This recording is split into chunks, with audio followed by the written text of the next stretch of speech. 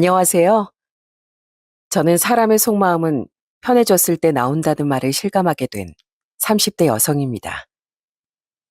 처음이야 물론 이미지 관리 때문에 본심을 숨기고서 연기를 할 수도 있겠지만 솔직히 아무리 연기를 해도 본심을 완벽하게 숨기기란 쉬운 일은 아니라고 생각해요.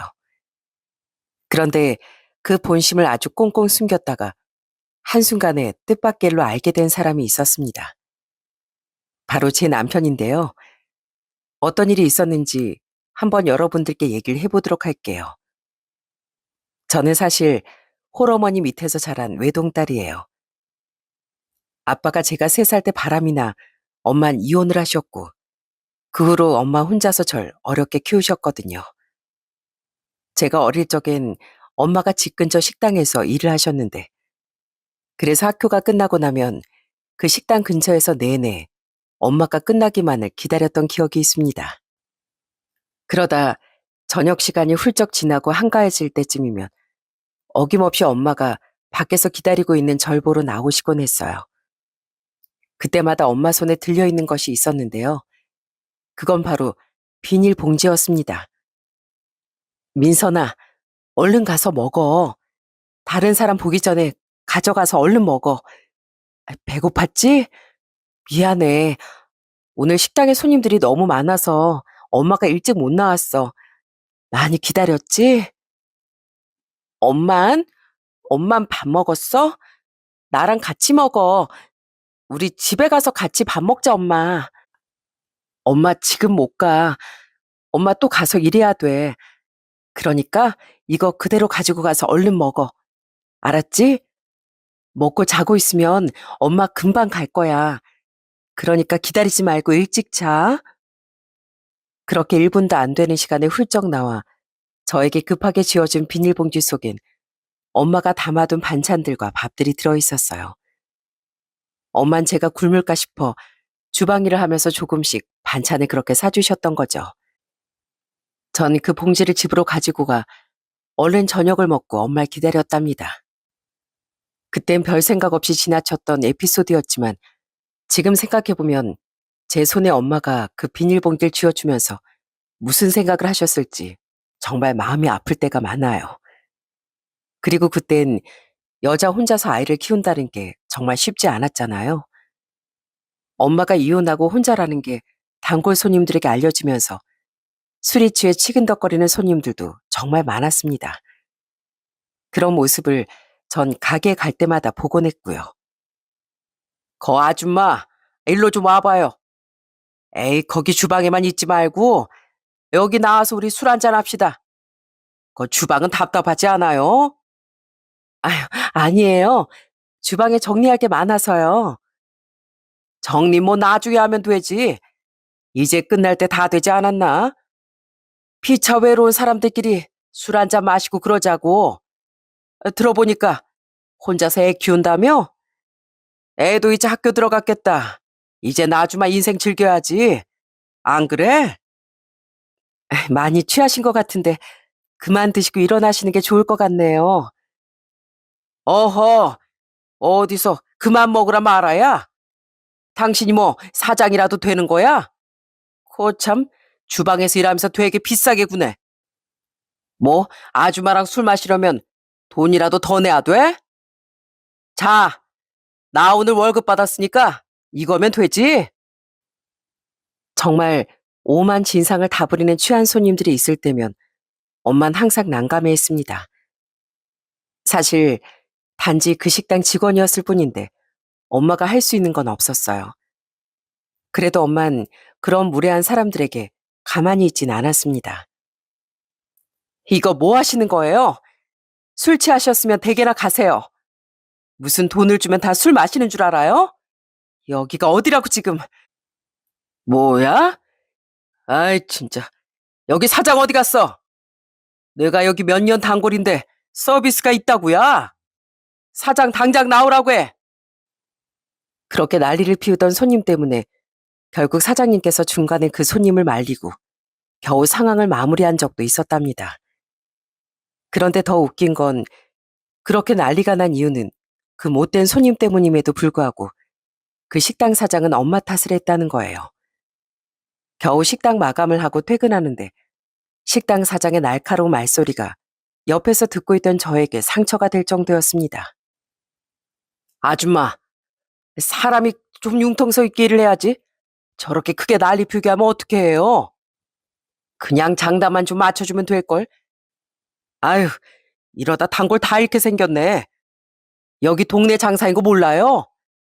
내가 무슨 아줌마한테 가서 같이 어울려 놀라고 했어, 뭘 했어? 가서 그냥 장담만 맞춰달라는데 그게 뭐 그렇게 어려운 일이라고. 사장님, 아무리 그래도 저렇게 사람 무시하는 건 아니죠. 제가 지금 이혼했다고 저러는 거잖아요. 그럼 더 좋지. 애 딸린 이혼이한테 누가 저렇게 관심 준다고. 저 사장님이 얼마나 능력이 좋은데 우리 식당 매출도 많이 올려주는 사람인데. 아유 정말 맨날 식당 앞에 애 데리고 오는 것도 신경 쓰이는데 그것까지 다 봐줬더니만 우리가 뭘 더 얼마나 봐줘야 돼요? 아줌마 손맛 좋은 건 알겠는데 아무리 음식을 잘해도 손님 쫓아내면 우린 더 이상 일 같이 못해요. 그렇게 모진 소리를 들어가면서도 엄만 꿋꿋이 그 일을 계속하셨습니다. 전 그런 엄마가 처음엔 이해가 되지 않았어요. 차라리 다른 일을 하면 좋겠다는 생각도 정말 많이 했습니다. 왜 그런 말을 하는 사람들을 꾹 참고 있는지 너무 화가 나고 속상하더라고요. 엄마, 거기 식당 그냥 그만두면 안 돼? 나 거기 사장님도 싫고 엄마 거기서 일하는 것도 싫어. 그냥 다른 일 하면 안 돼? 민선아, 그래도 저기서 일하면 돈 많이 줘. 우리 민선이 필요한 거 엄마가 사줄 수도 있고 저녁밥도 저기서 챙겨주시잖아. 민선이 뭐까지 챙겨도 누구도 뭐라고 안 하고. 민선아, 조금만 좀 참자. 엄마가 열심히 돈 벌어서 나중에, 나중에 다른 일 할게. 그래도 난 저기서 일하는 거 싫다고. 엄마가 왜 무시를 당해야 하는데? 저런 소리 들으면서 일하고 싶어? 엄만 그렇게 돈이 좋은 거야? 난 싫어. 싫다고. 전 너무나 속상한 마음에 엄마에게 화를 내며 투덜댔지만 엄만 그런절 토닥여 주실 뿐 아무런 말도 더 이상 하지 않으셨어요. 엄마가 그 식당을 그만두지 못했던 이유를 알게 된 건 한참 후였어요. 사실 엄만 그 식당 사장님께 돈을 빌렸었고 그 돈을 일하면서 조금씩 갚고 있던 상황이라 마음대로 그만둘 수도 없었던 거였습니다. 그걸 몰랐던 전 엄마가 미련하게 꾹꾹 참고 있다고 생각했던 거죠. 나중에 진실을 알고 나선 얼마나 엄마에게 미안했는지 모릅니다. 사실 엄마 혼자라면 무슨 일이든 먹고 살 만한 다른 일을 충분히 할 수 있었겠죠. 그렇지만 제가 있었기 때문에 엄만 그렇게 힘들고 모질고 고된 일도 꾹꾹 다 참고 하셨던 거였습니다. 천만 다행이었는지 제가 중학생 땐 그 식당을 그만두시게 되었고 그러면서 한 가정집 가사 도우미로 일을 하시게 되었어요. 워낙 식당에서 오래 일을 하시기도 했고 음식 맛도 좋다고 입소문이 났었으니 그 집에서 엄마를 정말로 마음에 들어 하셨습니다. 그 집이 집안 행사가 무척이나 많은 곳이었거든요. 그러다 보니 거의 매달마다 제사며 생일이며 파티며 모임이며 엄만 정말 어마어마한 상차림을 항상 차려야 했습니다. 그래도 그 가정집 주인들은 교양도 있고 경우가 있는 사람들이었어요. 엄마 혼자서 딸을 키운다는 걸 아시고선 그 가정집 주인들은 저까지 챙겨주셨습니다. 어느 날은 엄마가 웬일로 그 집에서 타는 기사 차량을 타고 집까지 오셨더라고요. 그런데 트렁크에서 어마어마한 봉투들이 계속 나오는 거였습니다. 그건 바로 저보다 5살 많았던 그 집 딸이 입었던 옷이었어요. 와, 엄마, 이거 뭐야? 거기서 이걸 챙겨준 거야? 아니, 이렇게나 옷이 많아? 가방이랑 신발이랑 엄청 많은데? 어, 그 집이 딸이 한 명인데 사모님이 아까워서 내내 모아두고 계셨대. 내가 딸이 있다고 하니까 가지고 가서 입혀도 된다고 주셨어. 어때? 괜찮지? 다 좋은 옷에 비싼 옷에 엄마가 아주 땡 잡았어. 그러니까 안 그래도 나 신발 사고 싶었는데 이거 완전 새 거 같은데? 그러니? 우리 민선이가 좋다고 하니 엄마도 좋네. 다음에 엄마가 월급 많이 받으면 이렇게 얻어 있는 거 말고 새 거 사줄게. 새 거. 진짜? 엄마 진짜지? 나중에 꼭 좋은 옷 엄마가 사주는 거다. 사실 그동안은 가난하고 못 사는 사람들에겐 항상 못되고 나쁜 사람들만 꼬인다고 생각을 했었는데 엄마가 그 가정집에 가사 도우미로 들어가고 보니 세상엔 참 마음씨가 넓고 좋은 사람들도 많다는 걸 새삼 깨닫게 된 것 같습니다. 그렇게 종종 주인집 딸의 물건들을 물려받아 쓰게 되었어요. 워낙 잘 사는 집안이다 보니 물건들도 깨끗하게 잘 관리가 되어 있었습니다. 그래서 전 학창 시절 내내 가난한 티가 겉으론 전혀 보이지 않는 학생이기도 했었어요. 물론 엄마가 매번 신경 써서 깔끔하게 챙겨줬기 때문에 가능한 일이었고요. 그러다 보니 정말 힘들고 고된 생활 속에서도 전 엄마에 대한 감사함과 고마움으로 자랄 수 있었어요. 그 집주인들은 참 좋은 사람들이었습니다.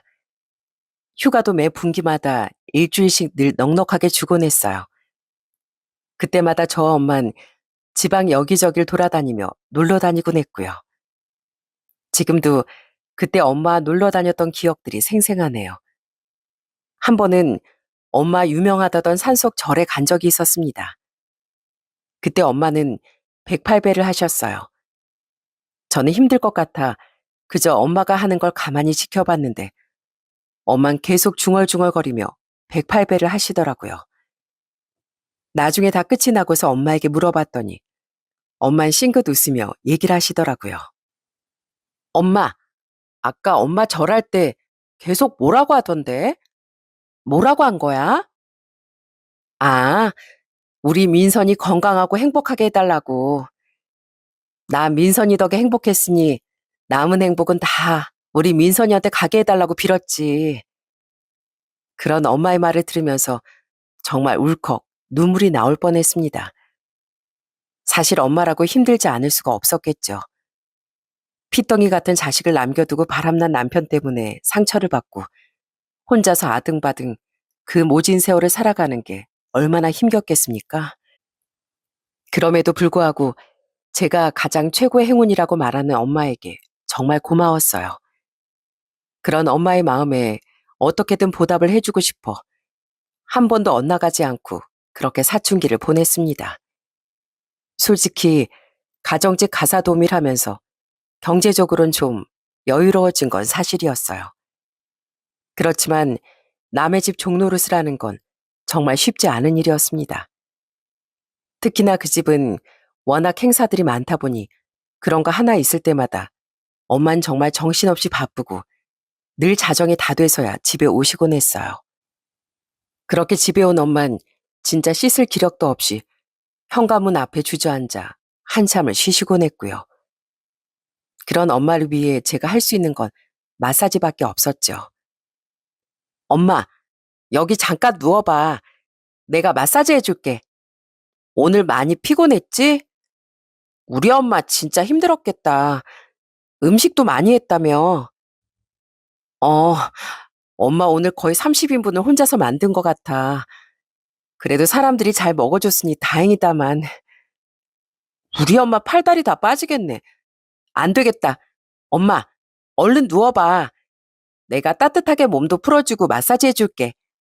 엄마 올 때 맞춰서 수건도 따뜻하게 데워놨어. 역시 우리 딸, 엄마한테 우리 딸밖에 없다니까. 고마워, 딸. 그렇게 한참을 엄마 팔다리를 주물러드리면 엄만 순식간에 골아 떨어지시곤 했어요. 얼마나 피곤하고 힘들었으면 저럴까 싶은 생각에 참 엄마가 안쓰럽기도 했습니다. 이 모든 게 절 위해서라고 생각이 드니 정말 한순간도 삐뚤어질 수가 없더라고요.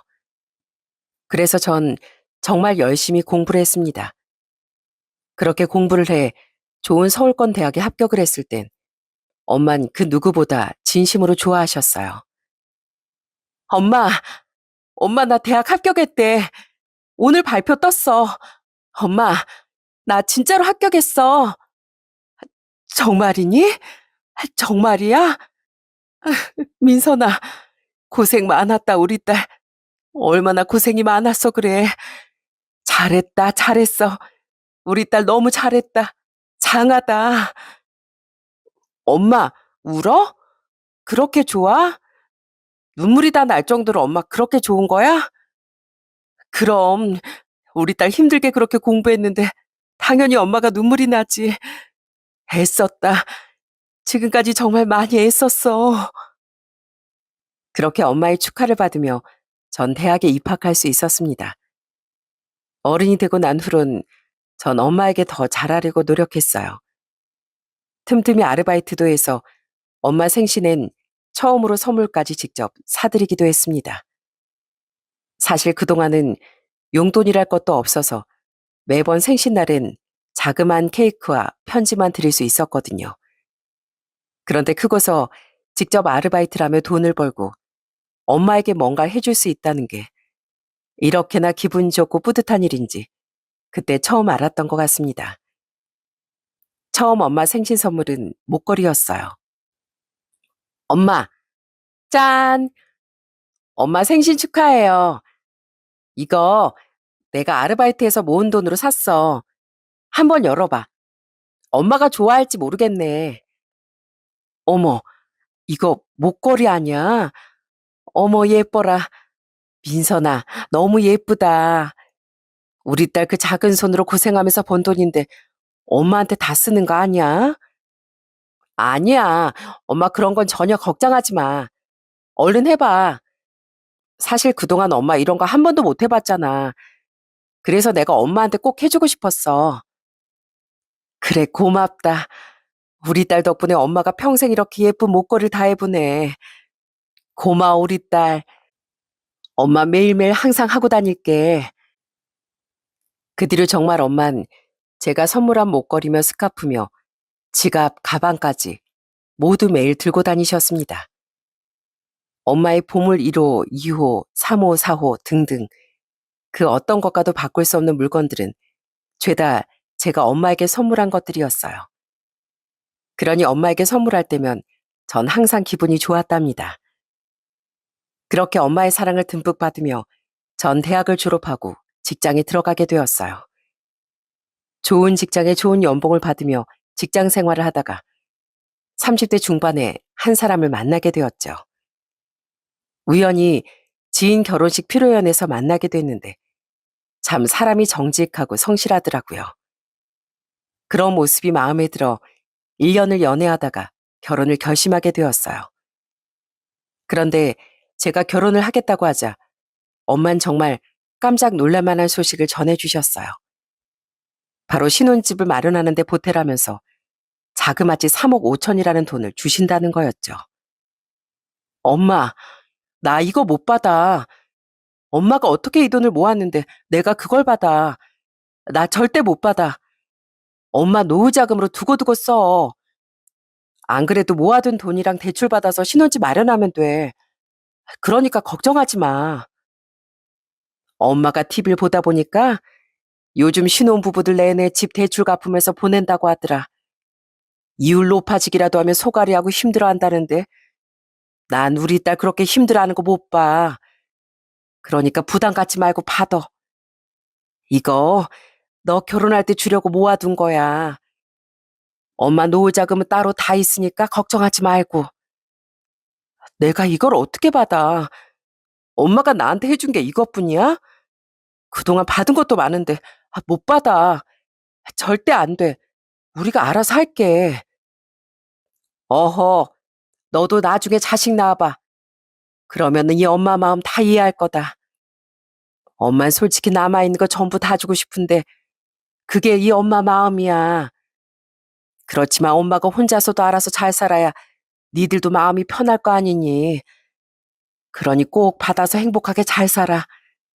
그렇게만 해준다면 이 엄만 더 바랄 것도 없다.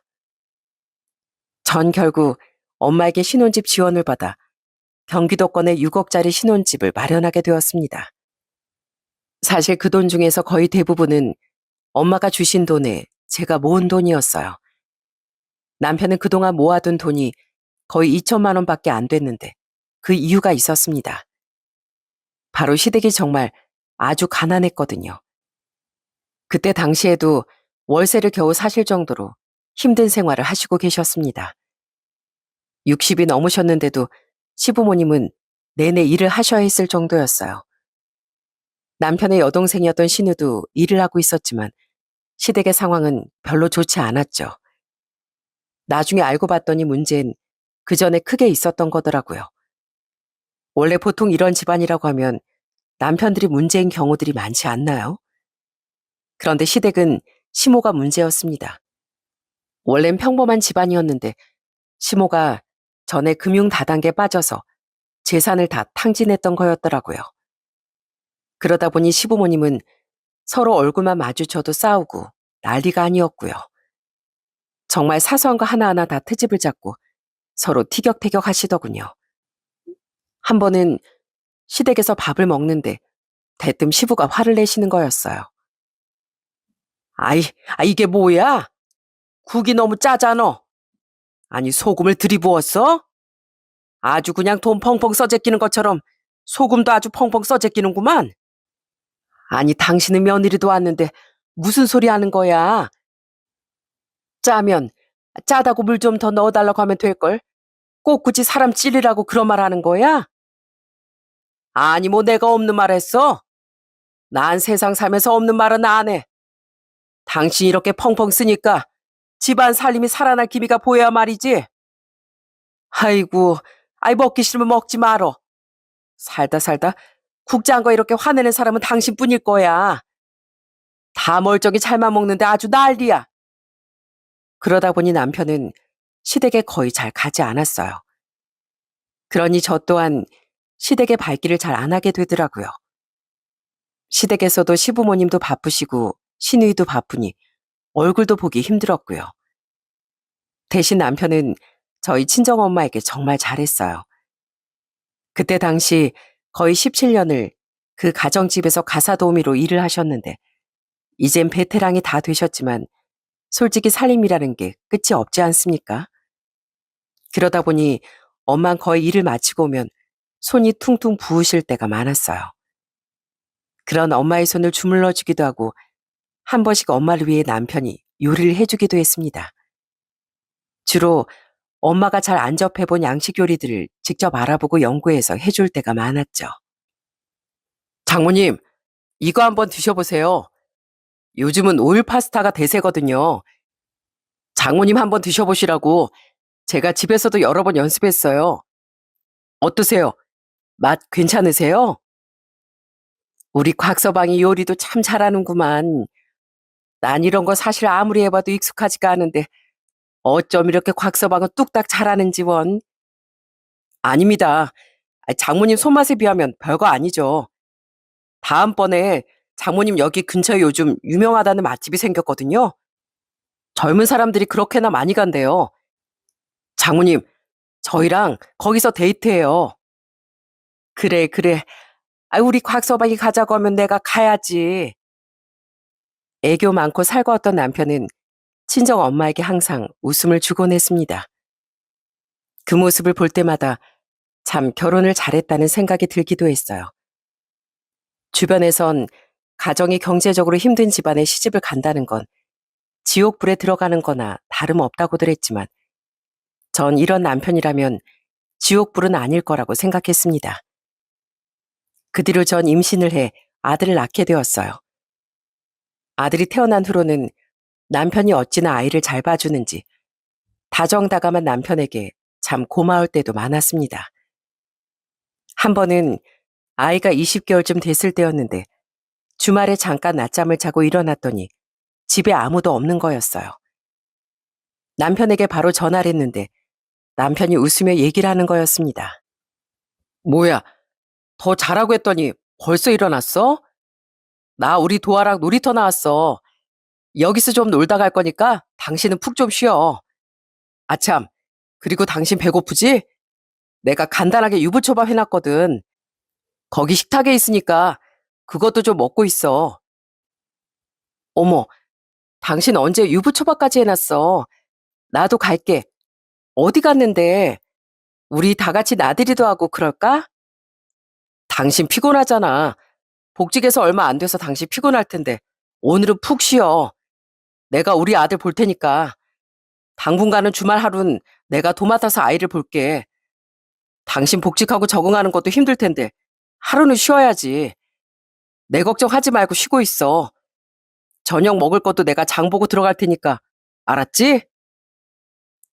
이렇게 배려심 깊은 남편 덕분에 전 출산 후 복직을 한 후에도 참 편안했습니다. 그렇게 저희는 서로를 배려하고 아끼면서 하루하루를 보냈어요. 이런 행복이 그땐 영원할 거라고 생각을 했습니다.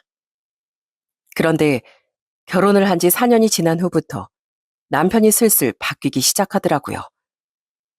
원래 전엔 시댁에도 잘 안 가던 남편이 어느 순간부터 쉴 때마다 아이를 데리고서 시댁에 오고 가기 시작했죠.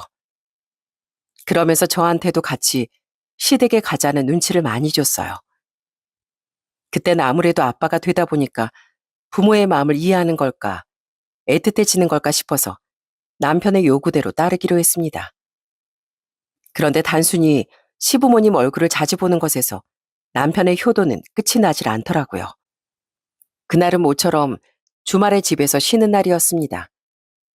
전날 회식으로 늦게 들어왔던 남편은 늦게까지 잠을 자고 있었어요. 그때 핸드폰에서 자꾸 뭔가가 울려 아들이 남편의 핸드폰을 가지고 저에게 가지고 왔습니다. 그런데 핸드폰으로 계속해서 뜨는 창을 보다 보니 뭔가 이상하더라고요. 시모가 자꾸만 언제 입금하냐, 잔금을 치러야 한다 이러는데 이게 대체 뭔 소린가 싶었죠. 그래서 핸드폰 창을 딱 열어보니까 문자 알림도 여러 개가 와 있더라고요. 그런데 그 문자에 들어가 보니 세상에 이 사람이 정말 엄청난 일을 저지른 거였습니다. 바로 대출을 받았더라고요. 이게 무슨 대출인가 싶어 전 자는 남편을 바로 깨웠습니다. 여보, 여보 일어나 봐. 이거 뭐야? 대출, 이게 뭔데? 당신 대출 받았어? 어? 어떻게 봤어? 내 핸드폰 뒤졌어? 뭐? 뒤지긴. 지금 어머니 뭐 돈 입금해달라 계속 메시지를 보내시는데 자꾸 울리니까 도화가 전화 온 줄 알고 나한테 가지고 왔잖아. 그거보다 당신 대체 이게 뭐야? 대출이라니. 그게 사실은 엄마네 지금 월세집 집주인이 빼달라고 해가지고 급하게 집을 알아보고 있었는데 아무래도 월세로 매달 나가는 게 아까워서 엄마가 전세자금 좀 해주면 안 되냐 그러시더라고. 그래서 내가 그걸 해준 거야. 뭐? 시댁 전세자금을 해준 거라고? 그게 무슨 소리야? 나한테 말 한마디 안 하고. 그럼 어떡해. 당장 그 집에서 나가야 된다고 하는데. 이미 보증금은 까먹을 대로 까먹어서 받을 돈도 없고. 그럼 길거리에 나앉 짓이라고 해? 아님 당분간 여기 오라고 해? 그건 당신이 더 싫을 거 아니야. 나도 내 나름대로 해결을 한 거야. 이젠 엄마 아빠가 주신다고 하니까 걱정하지 마. 그러면서 다시 쿨쿨 잠들어 버리는 남편을 보면서 정말 어처구니가 없더라고요. 아무리 급한 상황이라 해도 저한테 말이라도 해야 하는 거 아닌가요? 그런데 말 한마디 없이 그냥 덜컥 대출을 받아버렸다는 게 너무 화가 나더라고요. 남편만 이런다면 말도 꺼내지 않았습니다. 점점 시댁도 변하기 시작했어요. 그래도 전에는 다들 일도 하고 바쁘다 보니 서로 마주칠 일도 거의 없어서 몰랐는데 시부모님도 점점 나이가 들기 시작하니까 일하는 것도 힘들고 자주 쉬시기 시작했습니다. 그러니까 자주 보게 되고 또 트러블이 생기게 되더군요. 한 번은 시댁에서 밥을 먹는데 시모가 대뜸 하는 말에 저 진짜 체하는 줄 알았네요. 바로 용돈을 더 많이 매달 챙겨달라는 거였어요. 어머님, 저희 아이도 커가는데 지금보다 더 많이 매달 용돈 챙겨드리는 건 힘들어요. 저번에 남편 대출 받은 것도 어머님 이자 주신다고 해놓고선 아직까지도 안 주셨잖아요. 그것까지도 남편이 갖다 보니 저희 생활비도 많이 줄어들어서 힘들어요. 이해. 그거 뭐 얼마나 한다고 그것 때문에 힘들다고 난리야. 니들 둘이서 맞벌이 하는데 애 하나 키우는 게 그렇게 힘드니? 남들은 아들 장가 보냈더니 며느리가 알아서 용돈 챙기고 그런다는데 넌 어쩜 그렇게 서운하게 말을 하니? 어머님, 제가 서운하게 말을 하는 게 아니라요. 지금 저희의 상황을 솔직하게 말씀드리는 거예요. 안 되는 걸 된다고 할 수도 없고 저희도 힘들거든요. 그리고 저축도 해놓아야죠. 저축할 필요가 뭐가 있어? 아, 니들은 집이 있는데. 정용돈 올려주기 힘들면 그럼 우리 세탁기라도 좀 바꿔줘라. 저게 이게 수명이 다 했는지 너무 소란스럽고 시끄러워서 안 되겠더라. 요즘은 크고 좋은 것도 많다던데 세탁기랑 건조기랑 같이 하면 좀 싸게 살 수 있지 않니? 매번 시댁에 갈 때마다 용돈을 올려달라질 않나. 뭐 하나 사달라고 하질 않나. 항상 뭐라도 하나 해줘야 하는 것처럼 절 대하니 시댁 가는 것도 너무나 부담이었습니다. 그런데 남편이라도 중간에서 중간 역할을 잘하면 모르겠네요. 남편은 오히려 그런 시댁 식구들 행동에 같이 동조를 하더라고요. 그 와중에 시부는 넉넉한 형편도 아닌데 주변에서 골프를 치는 사람들이 많아지자 본인도 그걸 하고 싶다며 난리더라고요. 근데 남편이 거기다가 또 맞춰주고 있는 거 있죠? 요즘 골프채를 얼마나 하나. 스크린 가면 연습도 해볼 수 있고 좋다던데. 내 친구들은 요새 스크린 가서 놀더라고. 나도 저번에 쫓아갔는데 뭘 알아야 하든지 말든지 하지. 이것도 다 주변 사람들 하는 걸 쫓아가야 돼. 그래 아빠. 요즘은 다 너도 나도 골프 친다니까. 아빠도 좀 배워볼래? 스크린 골프장에서 배우는 건 얼마 안 할걸? 그런 거 하나 배워두면 좋잖아. 그러냐? 그럼 이 아빠도 좀 배워볼까? 아들 네가 알아서 괜찮은 곳으로 찾아봐 줘라. 그거 하려면 골프채랑 이것저것 사야 하지 않어? 중고로 뭐 마련하면 되지 뭐. 내가 다 알아볼 테니까 아빤 걱정하지 마.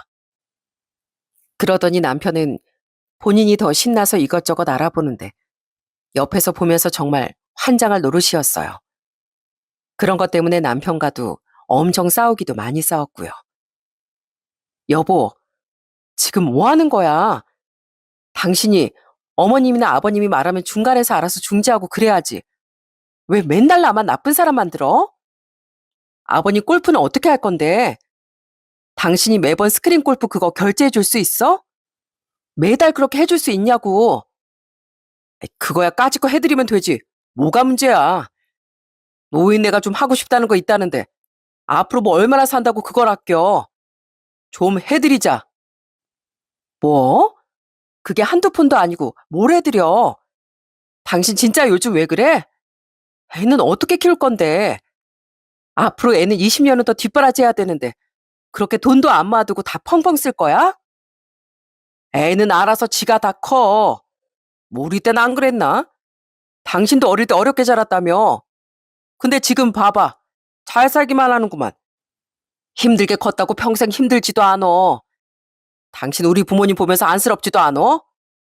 장모님은 여기저기 놀러도 자주 다니시고 노후 즐기시는데 우리 부모님은 매번 일에 치여 사는 게 안쓰럽지도 않냐고. 며느리가 됐으면 시부모도 부모라 생각하고 위해줄 줄 알아야지.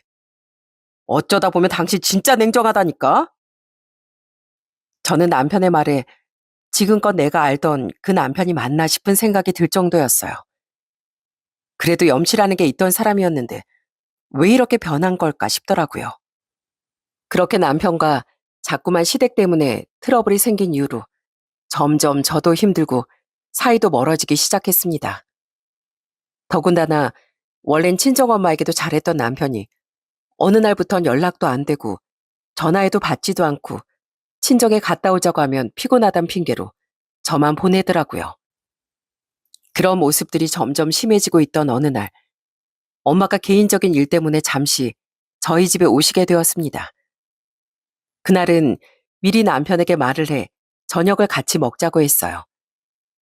그런데 저녁을 같이 먹으려고 남편 퇴근만 기다리고 있었는데 남편이 정말 뜬금없이 갑자기 회식이라며 못 온다고 연락이 온 거였어요. 결국 그날 저녁은 저와 엄마 둘이서만 먹을 수밖에 없었어요. 그러면서 사실 엄만 좀 서운해 하셨어요. 곽서방 요즘 많이 바쁘냐? 내가 전화해도 통 받지도 않고 그렇다고 연락이 오는 것도 아니고 저번에 고생한다고 용돈 좀 보냈더니만 그때만 연락 오고서 내내 통 없다. 뭐 바쁜 일이라도 있는 거니? 바쁜 일은 무슨 엄마 전화도 안 받아? 이 사람 대체 왜 그러나 몰라. 요즘 아주 효자가 다 됐어, 효자가. 부모한테 잘하면 좋지 뭘. 근데 그동안 사돈댁엔 통화 안 가더니만 요샌 자주 가는 거야? 아휴, 몰라. 갑자기 무슨 바람이 불었는지 시댁에 전세금도 대출받아서 해주고 쉴 때마다 내내 시댁에 간다니까. 가선 어머님 아버님 이거 해주라 저거 해주라 하는 거 다 들어주겠다고 하고 내가 진짜 기가 막히다니까. 엄마도 사실 남편이 갑자기 달라졌다는 걸 느끼고 있긴 했습니다. 물론 남편이 친정엄마에게 잘한 것도 있지만 친정엄마도 남편에게 진짜 잘해주셨거든요. 용돈도 주기적으로 챙겨주시고 남편 좋아하는 음식을 싸서 보내주시기도 했는데 그런 친정엄마의 노력에도 남편은 시큰둥하게 변해버리고 말았습니다. 거기다가 그날은 밖에서 술을 얼마나 많이 마신 건지 남편이 아주 만취를 해서 집으로 들어왔더라고요. 들어올 때마다 쿠당탕 쿠당탕 난리가 나 자던 저도 깰 정도였습니다. 아, 여보, 뭐해? 지금 뭐 하는 거야? 이 시간에 들어와가지고. 조용히 들어가서 잘 것이지. 지금 대체 뭐 하는 거냐고. 엄마 오늘 온다고 했잖아. 지금 주무실 시간인데 왜 이래? 아, 내 집에서 내가 마음대로도 못해? 내 집 내가 마음대로 들어오겠다는데 뭘? 뭐라고? 당신 취했어? 헛소리 하지 말고 제발 얌전히 들어와서 자. 내가 알아서 할 거니까 당신아 가서 자. 그러더니 작은 방에 훌쩍 들어가 버리는 남편을 보면서 정말 어처구니가 없고 기가 막히더라고요. 그로부터 며칠 후 정말 청천벽력 같은 소식이 들려왔어요. 엄마가 일을 하시다가 어지럼증으로 쓰러져 병원에 입원을 하셨다는 거였죠. 다행히 큰 이상은 없었지만 귀 이간 쪽에 이상이 생겨서 당분간 안정이 필요한 상황이었어요. 그 소식을 듣고서 얼마나 놀랬던지 전 그날 바로 남편과 함께 엄마를 찾아갔습니다. 병원에 입원해 있는 동안 엄만 기운 없이 주무시고 계시더군요. 그 모습을 보면서 그동안 저 바쁘다는 핑계로 너무 신경을 못 쓴 것 같아 너무 죄송하고 마음이 아팠습니다. 시댁엔 그렇게 자주 갔는데 친정엔 바쁘다며 자주 찾아뵙지 못했던 게 영 마음에 걸렸거든요. 그래서 전 같이 온 남편에게 얘기를 했습니다. 바로 엄마를 모시겠다고 선언했죠. 그러자 남편은 아주 기겁을 하면서 얘기를 하는 거였습니다. 뭐? 아니, 지금 그게 말이 된다고 생각해? 장모님을 뭐 어디로 모셔? 당신 지금 너무 감정적이야. 장모님 멀쩡하셔. 큰 병도 아니고 뭘 모시고 살아? 그럼 엄마 이렇게 놔두자고? 혼자 집에 계시게 놔두자는 거야? 나 그렇게 못해. 우리 집 근처에 시댁처럼 똑같이 전셋집 얻어드리거나 그거 힘들면 나 엄마 모시고 살 거야. 그렇게 알아. 안 돼. 뭘 모시고 산다는 거야? 그리고 전세 자금은 누가 대고? 뭐 우리더러 그 전세금까지 다 내자고 생각하는 건 아니지? 당신 진짜 그런 거면 양심도 없다. 우리 지금 상황 몰라? 애도 커가는데 어떻게 그런 소리를 함부로 해? 저는 남편의 반응에 정말 어처구니가 없었어요. 바로 제가 남편에게 했던 말을 똑같이 저한테 하고 있는 거였어요. 참, 사람이 급할 때 다르고 화장실 갔다 나올 때 다르다더니 바로 이런 게 그런 상황이 아닌가 싶더라고요. 그래서 전 바로 남편에게 따졌죠. 시댁은 당신이 전세금 마련해줬잖아. 나도 우리 엄마 전세금 마련해주던지 그거 싫으면 모시고 살 거라니까? 왜 당신 집이랑 우리 집이랑 차별해? 이거 너무한 거 아니야? 당신은 나한테 말도 없이 그 돈 해줬으면서. 그리고 어머님, 아버님이 언제 그 이자 당신한테 한번 줘봤어? 그거 당신이 내내 갚느라고 생활비도 지금 안 주고 있잖아. 그거랑 같아? 여보, 당신은 출가 외인이야, 출가 외인. 그거 몰라? 여장 결혼하면 시댁 사람이라고. 친정에선 이제 끝이라고, 끝. 솔직히 장모님 혼자 계시니까 당신한테 좀 신경 더 쓰라 그런 거였지. 예전 같았으면 이렇게 친정 신경 쓰면 당신 시댁에서 소박 맞는 거야. 그러니까 적당히 좀 해. 적당히. 까불지 말고. 그때였습니다. 제가 기가 막혀 헛웃음을 짓고 있을 때 누워있던 엄마가 벌떡 일어나시더니 소리를 치셨어요. 그 모습에 남편은 새하얗게 질려버리고 말았습니다. 곽서방, 나 쓰러진 척 한 거네. 자네가 어떻게 나한테 이럴 수가 있나? 내가 그동안 자네한테 어떻게 했는데 자네가 어찌 그럴 수가 있어? 장모님, 아니 괜찮으신 거예요? 그래, 내 몸이 안 좋은 건 맞지만 자네 이러면 안 되는 거 아닌가? 아니 장모님 저 속이신 거예요 그럼? 아니 어떻게 이럴 수가 있습니까? 사람을 어떻게 이렇게 감쪽같이 속일 수가 있어요? 해도 너무하시네요. 저 시험해 보신 거예요 그럼? 속여? 자네가 먼저 날 속였지. 세상 순진한 얼굴로 건실한 사이인 줄 알았건만 뒤로 그렇게 더러운 짓 하고 다닐 줄 누가 알았겠나. 속았다는 생각에 분노하는 남편의 태도를 보고선 엄만 더더욱 화를 내셨어요. 엄마가 이렇게까지 화를 낸 이유는 따로 있었어요. 바로 남편은 앞뒤가 다른 사람이었어요. 엄마가 저희 집에 오셨던 그날 남편은 만취한 상태에서 작은 방에 들어가 누군가에게 전화를 걸었던 거였어요. 그건 바로 시부모였습니다. 그 옆방에서 자고 있을 줄 알았던 엄마가 그 통화 내용을 전부 다 들었던 거였어요. 엄만 부들부들 손발을 떠시며 화를 내셨어요. 자네 하는 말 그날 다 들었네. 술 취해가지고 와선 자네 애비한테 뭐라고? 우리 딸 이제 승진해서 연봉도 많아졌으니 그걸로 먹고 살면 되겠다고? 연봉이 높아졌으니까 자네 이름으로 된 그 대출 우리 딸 앞으로 다시 받아서 갚으면 되겠다고? 자네가 어찌 그럴 수 있는가? 어떻게 내 딸한테 그런 짓을 하려고 해? 아, 장모님, 그게 아니라요.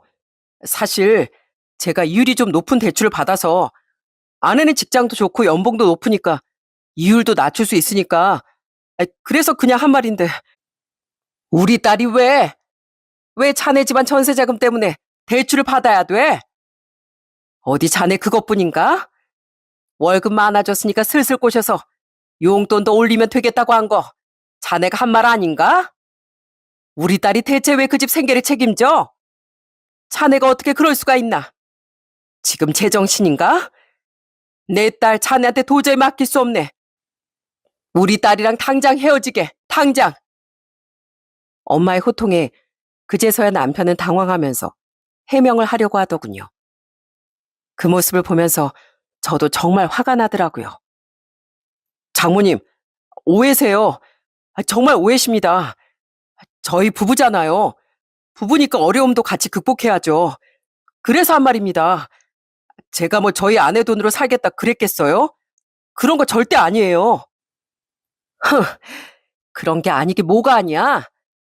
당신 저번부터 생활비 주지도 않고 월급 죄다 그 대출금 갚느라고 썼다면서 나한테 한 푼도 준 적 없잖아.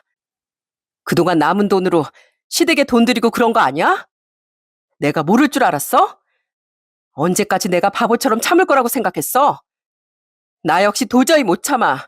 아니, 안 참아. 여보, 여보까지 왜 그래? 우리 집 어려운 거 하루 이틀이야? 좀 도와달라는 것뿐인데 갑자기 왜 그러냐고. 내가 잘못했어. 장모님 우리가 모시고 살자. 내가 진짜 잘못했다. 내가 잘못 말했어. 장모님 잘 모시고 살 테니까 제발 좀 진정해. 지금 내가 진정하게 생겼어? 우리 엄마 내가 알아서 모시고 살아. 당신 그러니까 빠져. 내 인생에서도 빠지고 우리 엄마 앞에서도 빠지라고. 그렇게 전 남편을 병실 밖으로 내쫓고 말았습니다. 그래도 주변 시선을 많이 신경 쓰는 남편은 사람들의 이목이 주목되자 곧장 병원 밖으로 나가더라고요. 사실 전 엄마한테 그 얘기를 미리 들었습니다. 엄마가 남편이 하는 말을 다 듣고서 다음날 바로 저한테 말해줬거든요. 그렇지만 그때 바로 따지면 분명 잘못 들었다, 아니라고 발뺌을 할 것 같고 그렇게 흐지부지 끝나면 평생 남편의 속셈을 알 수 없을 것 같아 결국 이런 상황을 만들게 된 것이었죠. 솔직히 엄마 건강이 좋지 않은 상황이기도 했고요. 귀 쪽에 이상이 생겨서 치료도 필요한 상황이라 겸사겸사 좋은 타이밍이었죠. 그 뒤로 전 정말로 남편과 이혼을 결심했어요. 물론 시댁이 어려우면 도와줄 수 있겠지만 그건 염치라는 게 있을 때나 성립할 수 있는 얘기인 것 같습니다. 도와주는 걸 당연하다고 생각한다면 그건 말도 안 된다고 생각을 했거든요. 남편뿐 아니라 시댁 식구들 모두 제가 시댁 생계를 책임져야 한다고 생각을 했다는 게 정말 용서할 수가 없더라고요. 남편은 끝까지 이혼을 못한다고 고집을 피웠지만 그게 고집을 피운다고 되겠습니까? 이미 그전부터 쌓여온 시댁 부당 대우, 중재를 못하는 남편의 사유는 차고 넘쳤으니 이혼이 결정될 수밖에 없는 거였죠. 그리고 이혼을 하며 부동산에 집을 내놓으니까 남편은 바로 버럭하더라고요. 아니 왜 우리 집을 내놔? 재산 분할할 때 똑같이 반반으로 나눠야지. 이거 그냥 내놓는 게 어딨어? 당신 진짜 순 사기꾼 아니야? 뭐? 사기꾼? 너야말로 정신 차려. 이 집 뭘로 구했는지 몰라? 원래부터 우리 엄마 돈이 들어간 엄마 집이나 마찬가지야. 꼴랑 2천만 원 넣어놓고선 뭐? 절반? 웃기시네 진짜. 야, 네 돈 2천만 원 1원 한 푼도 안 빼고 고스란히 줄 테니까 걱정하지 마. 어처구니 없게도 집 지분의 절반은 자기 거라며 주장을 했지만 엄마가 저에게 보내준 자금 내역까지 다 증거로 가지고 있었기 때문에 남편의 주장은 받아들여지지 않았어요. 오히려 혼자 독단적으로 시댁 전세금을 해준 대출금은 전부 다 남편의 몫으로 남겨지게 되었죠. 그렇게 남편과의 결혼 생활은 쫑이 났습니다. 그 뒤로 한동안은 양육비라며 잘 들어오더니 어느 순간부터 또 양육비가 안 들어오기 시작하더군요. 이 사람과는 통화도 하기 싫은데 어쩔 수 없이 통화를 해야 되겠더라고요. 그런데 전 남편에게 전화를 했더니만 하는 말이 진짜 너무너무 기가 막혔습니다. 바로 회사를 그만뒀다는 거였어요. 여보, 나 회사 안 다녀. 저번 달부터 안 다녀서 월급도 못 받았어. 내가 어떻게든 일해서 주고 싶은데 사실 당장 일도 못할 처지라. 뭐 손발이라도 묶였어? 사지 멀쩡한 사람이 무슨 일도 못할 처지가 있어? 잔말하지 말고 압류 조치하기 전에 곱게 양육비 보내. 나 이런 전화도 하고 싶지도 않거든? 나도 아는데 그게 내가 회사에서 횡령 때문에 잘린 거라서 지금 소송 중이라 어떻게 될지 몰라서 일단 이거 사건 마무리되면 그때부터는 양육비 보내줄게. 뭐? 횡령? 야, 하다하다 너 횡령까지 하니? 진짜 기가 막힌다 정말. 뭐 돈을 얼마나 빼돌렸길래 소송까지 해? 진짜 제정신이야? 그게 870만 원. 와, 전 남편 말을 듣고 진짜 그냥 헛웃음이 절로 나오더라고요. 아니 8억 7천도 아니고 고작 870만 원을 횡령하다뇨? 도대체 무슨 생각으로 그런 짓을 한 건지 어이가 없었습니다. 뭐? 870만 원? 당신 진짜 가지가지 한다 정말. 그럼 월급도 없고 대출금은 갚고나 있어? 나중에 또 대출금 갚아야 한다고 딴소리나 하지 말어. 안 그래도 엄마한테 전셋집 정리하면 안 되냐고 했는데 절대 안 된다고. 자기들 다 늙어서 길거리에 나앉으란 소리냐면서 안 된다고 하잖아. 나도 정말 미치겠어. 아들이 이렇게 신불자 되기 일보 직전인데 엄만 본인들 생각만 하고 진짜 미쳐버리겠다고. 여보, 내가 당신 말을 안 들어서 이렇게 벌 받나 봐. 그때 내가 해주지 말았어야 하는 건데. 진짜 미안해, 여보. 그래, 아주 천벌을 받는다, 천벌을 받아. 당신이 벌을 받건 말건 신경도 안 쓰니까 양육비나 똑바로 줘. 자꾸 밀리면 진짜 내 소장도 받을 줄 알아? 정말 어쩜 끝까지 이렇게 이기적인지. 이제와 미안하다, 사과하는 남편의 말도 사실 마음에 와닿지도 않았습니다. 본인 상황이 힘들어지고 나서야 후회하면 뭐 하겠습니까? 그러게 주변에서 잘해줄 때 고마움을 알고 성실하게 꾸준히 잘 살았으면 될 걸. 다 본인이 자초한 거라고 생각을 합니다. 전 시댁이고 전 남편이고 그렇게 서로 치고받으면서 살고 있는 것 같네요. 지금 전 친정엄마랑 아들과 같이 행복하게 잘 지내고 있습니다. 엄마도 건강하시고 아들도 쑥쑥 잘 크고 있어요. 앞으로도 이렇게 세 식구 똘똘 뭉쳐 열심히 살아보려고 합니다. 사람이 살면서 자기 분수를 알고 염치를 아는 건 정말 중요한 것 같아요. 그렇다고 지금 당장 힘들고 어려우니 위축되고 기가 죽어 있어야 한다는 뜻이 아니라 지금의 상황을 객관적으로 판단하고 또 도움을 받았을 땐 감사해야 하고 더 나은 상황을 만들려고 스스로 노력해야 한다는 뜻입니다. 흔히 자기 상황을 부정적으로만 바라보고 노력하지도 않고 남의 도움만 바라는 사람들이 결국 잘못된 선택을 하고 벌을 받는 경우가 많더라고요. 이런 상황을 겪지 않기 위해선 내 자신을 누구보다 잘 알아야 하는 것 같네요. 여러분들의 삶도 지금보다 더 행복하고 긍정적으로 만들고 싶으시다면 스스로가 정말 열심히 노력해야 하는 것 같습니다. 내가 진정으로 노력했을 때 원하는 결과를 만들 수 있지 않을까 싶네요. 그렇게 모든 분들이 꿈꾸는 그런 결과를 다 맞이하시길 바라며 전 이만 사연을 마치도록 하겠습니다. 감사합니다.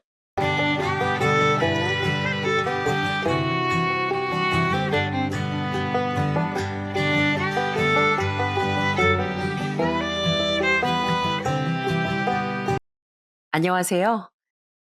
저는 세상의 모든 가장은 존경받아 마땅하다고 생각하는 40대 여자입니다. 여러분은 가장이란 단어의 뜻을 아시나요? 사전적으로 가장이란 한 집안을 이끌어가는 사람 혹은 남편을 달리 이르는 말이라고 합니다.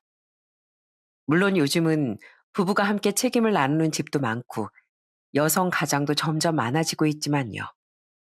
예전부터 사회적으로 가장이라고 하면 많은 경우 아버지나 남편을 떠올리는 게 자연스러운 흐름이었고 그만큼 가족을 위해 헌신하는 그들의 삶은 때론 너무도 묵묵하고 고된 것이었죠. 아이를 낳고 키우느라 일시적으로 경력을 멈추는 여성도 많고 또 그런 과정을 거쳐 다시 사회로 복귀하는 분들도 많지만 그 모든 사정 속에서도 가족을 위해 무언가 책임지는 사람은 늘 존재한다고 생각해요. 저는 그런 무게를 묵묵히 견디며 한 가정을 지탱하는 가장이라는 존재가 남녀를 불문하고 정말 훌륭하고 대단한 사람이라고 생각합니다. 물론 맞벌이로 함께 고생하는 배우자도 살림과 육아를 전담하며 보이지 않는 곳에서 헌신하는 분들도 모두 마찬가지로 존경받아야 마땅하다고 믿고요. 저는 오늘 제 경험을 빌어 가장이라는 존재에 대해 잠시 이야기해보고자 합니다. 전 어릴 적엔 저희 집안 가장이던 아빠가 좀 무서웠어요. 아빤 제조업 회사를 운영하셨는데요. 사업을 시작하기 전 젊은 시절엔 군인이셨습니다. 저와 저보다 2살 어린 여동생이 어릴 적에 제대하긴 하셨지만요. 아빤 군인이었던 과거와 본래의 성격이 더해져 아주 엄격하고 엄하게 저와 동생을 키우셨었죠. 연아 너 이리 와. 너 시험지 이게 뭐야? 딱 봐도 틀린 것 같은데 왜 슬쩍 동그라미로 바꿔놨어? 너 시험 점수 조작한 것도 엄연히 거짓말이야. 회초리 가져와. 아빤 해서는 안 되는 일, 비도덕적인 일은 아주 엄격하게 훈육하셨어요. 특히 아빤 비겁하거나 장꾀를 부리는 일, 그리고 속임수나 편법처럼 정도에서 벗어나는 일을 정말 싫어하셨죠. 아빤 군인일 때도 사업을 시작하셨을 때도 바닥부터 정말 차례차례 묵묵하고 성실하게 일구고 견디며 모든 걸 일궈내신 분이었거든요. 그런 아빠의 성실함과 우직함은 아빠의 회사를 아주 탄탄하게 키워냈답니다. 아빠는 책임감 또한 굉장히 강한 분이었는데요. 자신의 회사와 직원들을 진심으로 아끼고 책임지려는 모습에 아빠를 존경하는 직원분들도 많았었죠. 전 12살 때 그런 아빠의 약한 모습을 처음 보게 됐었어요. 시골에 사시던 할머니, 할아버지께서 화재 사고로 같은 날 세상을 떠나셨을 때 장례식장에서 아이처럼 엉엉 우시던 아빠를 보고 정말 깜짝 놀랐습니다. 아버지, 어머니, 아직 키워주신 은혜도 제대로 못 갚았는데 벌써 이렇게 가시면 어떡해요? 평생 고생만 하셨는데 소원이시라던 해외여행도 아직 한 번밖에 못 보내드렸는데요. 죄송해요. 정말 죄송해요. 아빠에게도 눈물이 있었구나. 아빠도 자책하는 일이 있으셨구나 싶어. 그때부터 전 아빠를 좀 달리 보게 됐습니다. 그전엔 아빠를 많이 무서워했었는데 더 이상 아빠가 마냥 강철로 만든 로봇처럼 단단하고 무섭기만 한 분으로만 보이진 않았던 거죠. 또한 언젠가 아빠가 돌아가시면 나도 저렇게 후회하겠구나 싶은 마음도 들어 그때부터 전 아빠에게 먼저 많이 다가섰던 것 같아요. 그렇게 전 아빠를 존경하고 사랑하며 자랐습니다. 하지만 전 아빠가 하시던 일과는 너무 적성이 맞지 않아 성인이 된 후 관련 전공 대학을 나온다거나 아빠의 회사 일을 돕지 못했어요. 예체능을 전공한 제 동생도 마찬가지였고요. 그래도 우린 늘 아빠를 존경했고 부족하지만 효도라도 열심히 하며 응원의 마음을 전하려고 애를 썼죠. 저, 아빠, 저 결혼하고 싶은 사람이 생겼는데요. 저랑 똑같이 그냥 일반 직장 다니는 사람인데 정말 책임감 강하고 착한 사람이에요.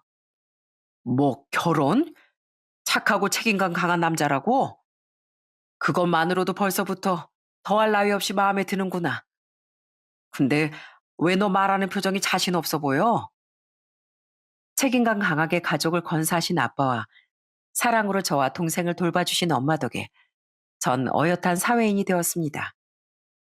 동생은 해외로 유학을 떠나 그곳에서 자신의 전공에 관한 활동을 이어갔죠.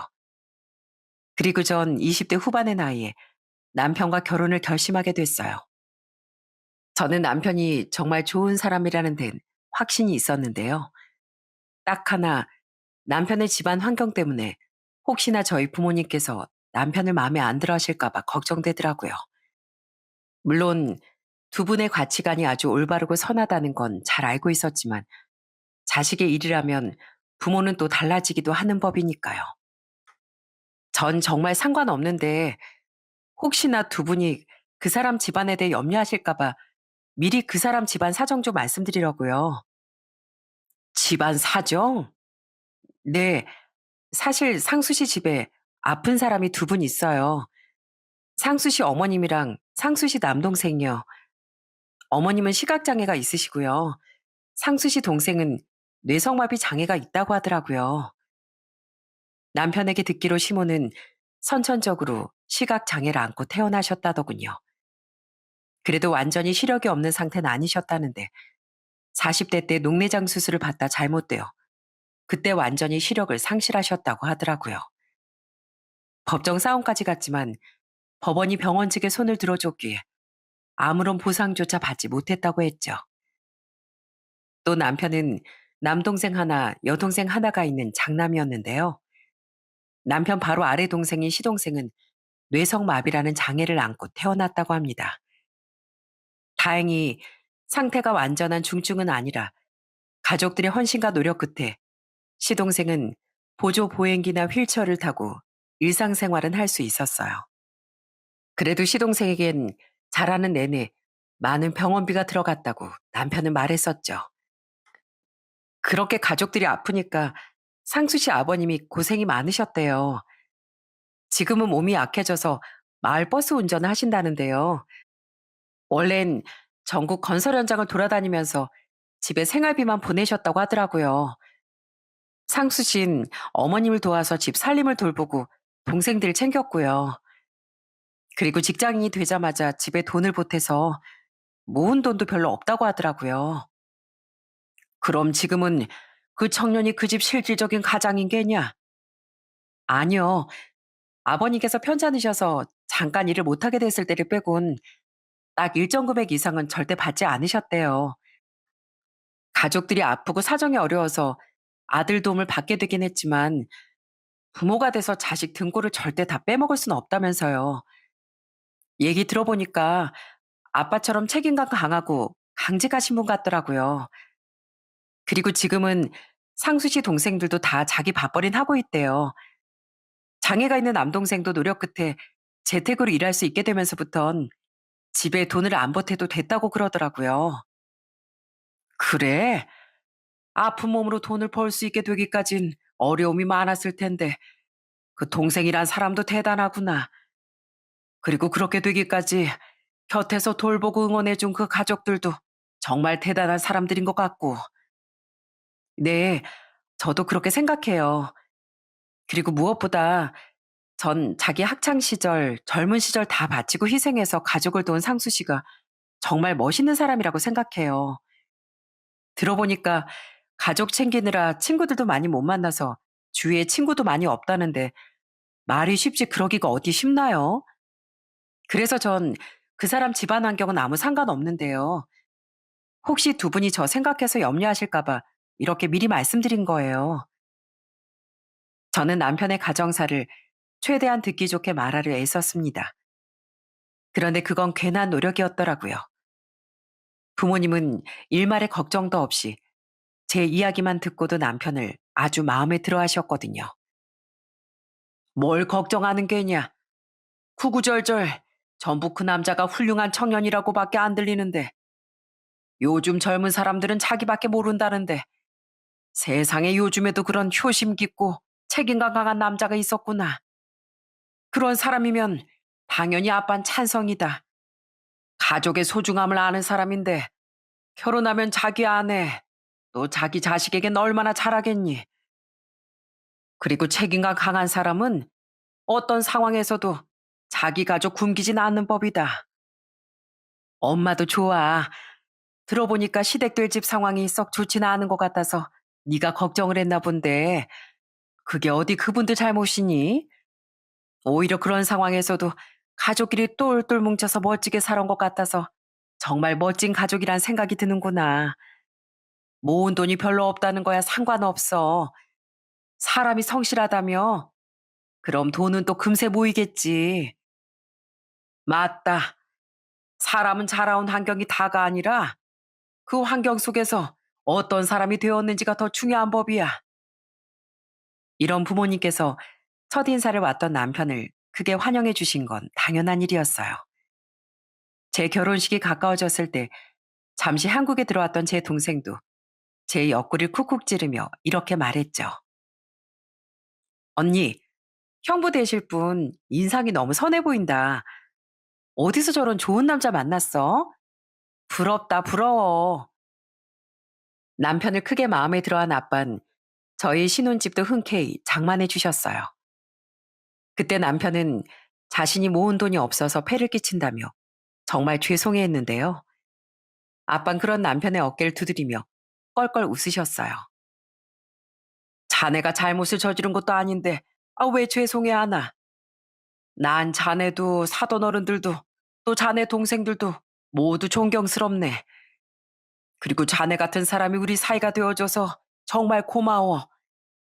자넨 그 누구보다 멋지게 살아온 사람이니까 괜히 이런 일로 주눅들지 말게. 그리고 앞으로 내가 늘 자네 뒤를 든든하게 받쳐주겠네.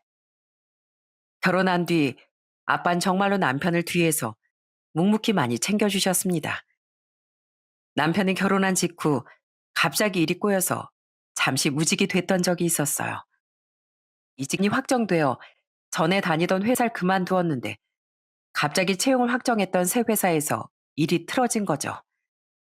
그런데 생각보다 이직이 잘 안 되어 가뜩이나 저희 집에 좀 주눅 들어 있던 남편은 친정에만 가면 고개를 들지 못했었는데요.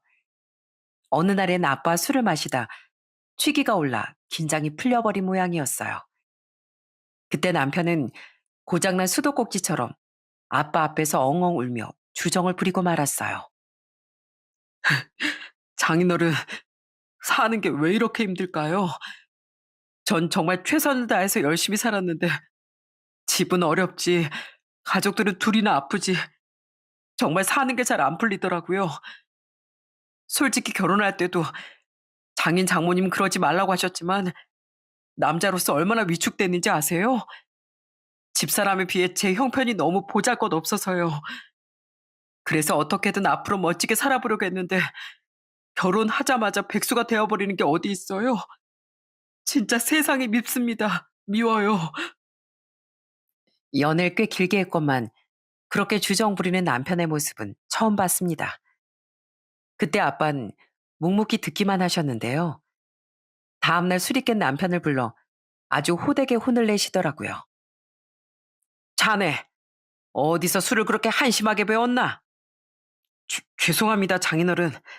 어젠 제가 너무 긴장이 풀려서 그만. 난 그 어렵다는 자네 장이일세. 근데 내 앞에서도 그렇게 다 풀어져 버리면 밖에 나가서는 어떻게 되겠나? 가정을 책임감 있게 이끌어 나갈 가장이 나중에 회사 상사 앞에서 그런 주정이라도 부려봐. 고작 그깟 술 하나 자기 마음대로 조절 못하는 사람을 누가 믿고 일을 맡기겠어? 죄송합니다. 정말 죄송합니다. 술은 말이야. 마시고 한껏 들떠도 되고 한껏 눈물을 흘려보내도 돼. 단 자네가 멀쩡한 정신을 잡고 있을 수 있다는 가정하에서야. 자기 몸, 자기 인생, 자네 모든 건 자네가 주도하는 걸세. 그래야 자네 가정도 단단하게 이끌어갈 수 있는 거야. 명심하게. 솔직히 가뜩이나 힘들어하는 사람에게 그냥 따뜻한 위로만 한마디 해주시지 지나치게 야단을 치시는 것 같아 아빠에게 좀 서운했네요. 그런데 아빠 며칠 뒤 저희 집으로 찾아와 깜짝 놀랄 말을 해주셨어요. 내가 아는 지인 회사는 아니고 건너 건너 인맥 있는 회사인데 지금 사람을 구하고 있다는구만. 자네가 원래 하던 일하고도 관련된 곳이고 복지도 또 연봉도 괜찮다네. 그러니까 거기 이력서 한번 넣어보게. 네? 하지만 이거 낙하산 아닌가요? 날 뭘로 보는 겐가? 내가 제일 싫어하는 게 바로 편법이고 요행이네. 그쪽에서 내 사이가 일자리를 찾고 있다는 사실 자체를 몰라. 아니, 아예 나랑 거기 대표랑은 모르는 사이야. 그냥 자네 경력을 마음에 딱 들어할 회사랑 자리가 어디 있나. 그걸 내 발품 팔아서 좀 알아봤을 뿐이야. 떨어질 수도 있는 거니까 이력서 통과되면 면접 열심히 준비해서 꼭 합격해봐. 아빤 자신의 기준 안에서 말없이 남편을 도울 방법을 찾아주셨던 겁니다. 며칠 전 일로 아빠께 여전히 주눅 들어있던 남편은 너무 놀라서 입을 떡 벌렸죠. 그리고 아빤 식사하고 가시라는 제 말도 거절하고 그냥 돌아가셨어요. 일이 있어 다시 회사에 들어가 봐야 한다며 이 말을 덧붙이고서요. 조금 편차해 있겠지만 세상은 누구에게나 다 냉정하고 잔인하네. 그러니까 전에도 말했지만 자네 잘못도 아닌 일로 위축되곤 할 필요 없어. 그리고 자네가 정말 보잘것없는 사람이었으면 내가 자네 이렇게 위해줬겠나? 내 딸을 내가 자네에게 줬겠어? 자네가 신세만 한탄하며 그 자리에 머물러 있으면 뭐 정말 그렇게 될 수도 있겠지만 난 자네가 금세 다시 일어설 거라고 믿네. 자네 자신을 못 믿겠으면 자네를 알아본 나랑 우리 딸 안목을 믿어보게. 아빤 그렇게 말씀하시곤 낯간지러운 듯 헛기침을 하셨습니다. 아마 그냥 돌아가신 것도 좀 부끄러워서 그러신 것 같더라고요. 그렇게 나가신 아빠의 등 뒤에 대고 남편은 울먹이며 감사하다는 말을 몇 번이나 반복해 외쳤죠. 그리고 남편은 아빠가 알아봐 주신 그 회사에 멋지게 합격해 드디어 무직 상태를 벗어날 수 있었어요. 이외에도 아빠는 제가 아들과 딸을 낳고 잠시 일을 쉴 때 괜찮다던 남편에게 끝까지 생활비를 보태주시기도 하고 남편에게 먼저 연락해 술도 한 잔 사주시며 계속 남편을 잘 챙겨주셨습니다. 남편은 그런 아빠를 정말 존경했는데요.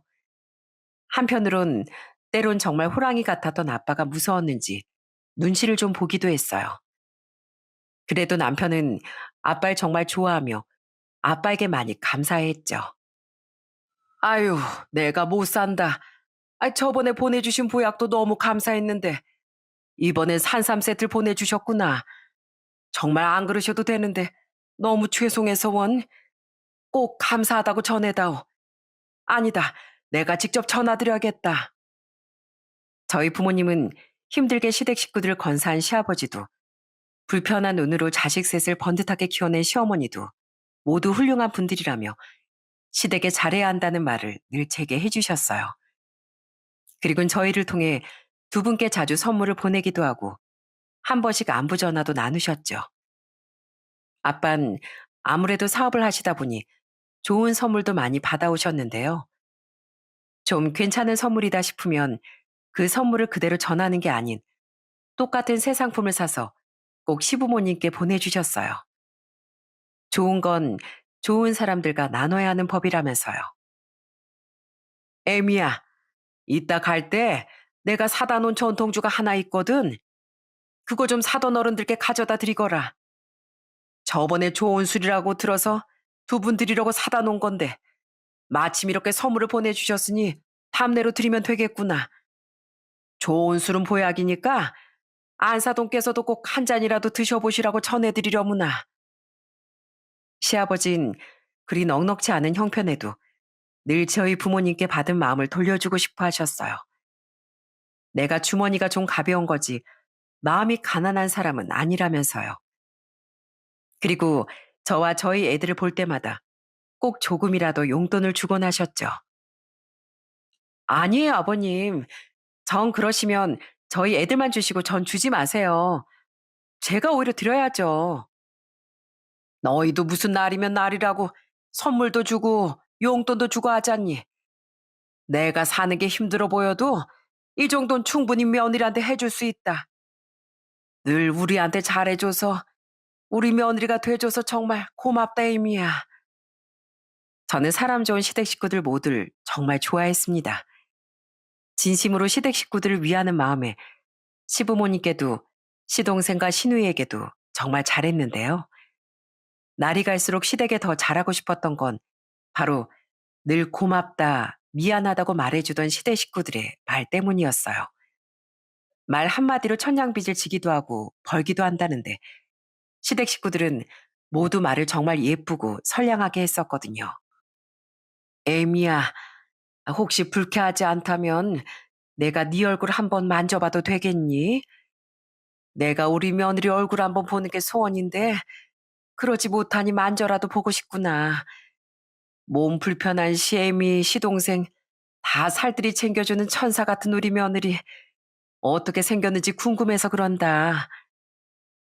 남편이 친정에 잘하던 만큼 저도 그저 시댁에 잘했을 뿐인데 시어머니는 늘 절 굉장히 대단한 사람처럼 말씀해 주셨어요.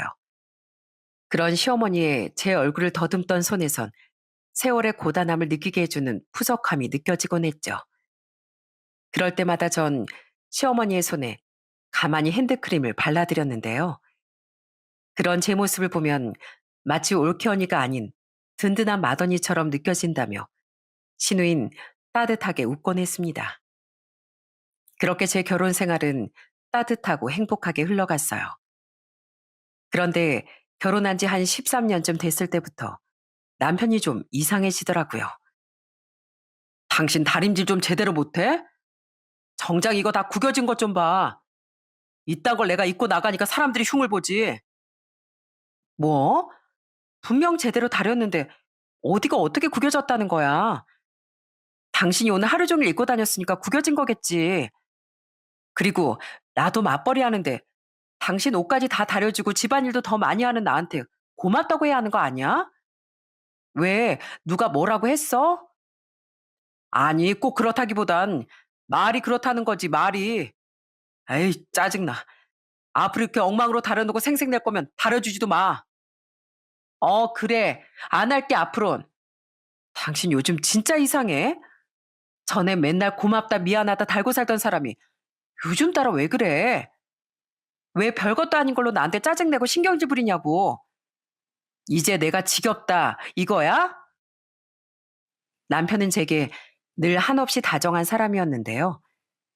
언젠가부터 제게 괜한 짜증을 한 번씩 내더라고요.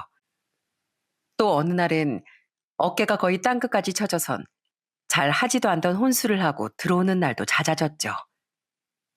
휴, 나왔어. 아유, 술 냄새.